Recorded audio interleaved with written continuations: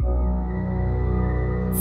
my husband and I are vacation junkies. So this past June, we had set a date to go on our 4th cruise. In that last stop in Nassau, we had already planned to go snorkeling there. So we get out to the snorkel site, and I remember the captain saying, this whole area is just full of reef that you can snorkel. And we jumped in right away, no hesitation. And I remember kind of, looking down and observing the fish. And then I looked up, and there's JJ kind of swimming towards the boat. And I was like, uh-oh. And so I popped my head up and said, "Are you okay?" And he said, "Well, and just not feeling the greatest." So he went back to the boat, and I thought, I'm just gonna stay out here. And I remember just kind of just being lost in that world, staring down, and I felt a bump or a tug on my arm, like I had bumped into something. I gradually just kind of turned to my right casually just to see, what I'd bump into. And when I turned, I was literally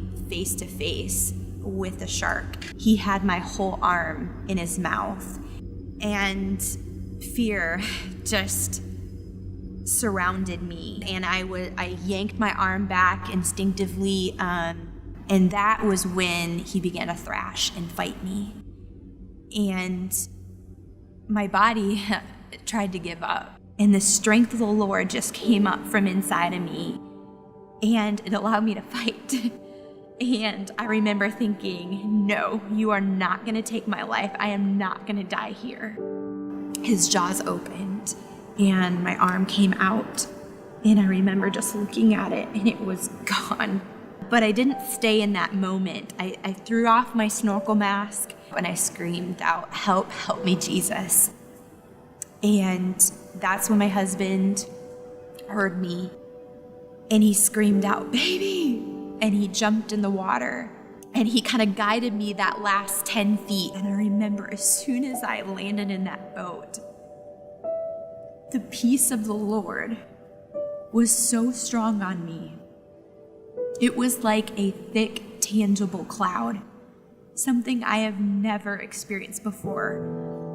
And I remember spotting the beach towel sticking out of our bag, and I said, "Baby, go get that beach towel." So he's tying it in. And I got to the port, and it had been a good 30-minute boat ride.